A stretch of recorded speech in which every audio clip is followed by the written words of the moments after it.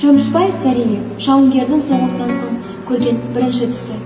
Қош айтысып анашым асылыммен, қош айтысып аяулы ғашығыммен, қоштасып туған жермен шалғай қалған, Кәусардай бұлағына қонбай қалған. Қыршын жас достармен отан қорғап, екем отты кешіп қан майданда.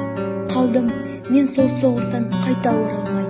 Арманымды өмірге айта адамай, жүрегім туған жер деп алып ұшқан.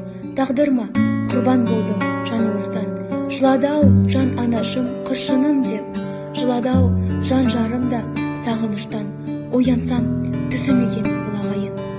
Тұр төгіп тереземнен күн арайын, бейбіт күн ризамын мен өзіне. Түс көріп өнімде қалай енді мұңаяйын, өнімде мен қуанайын, осылай өмірде мен оянайын.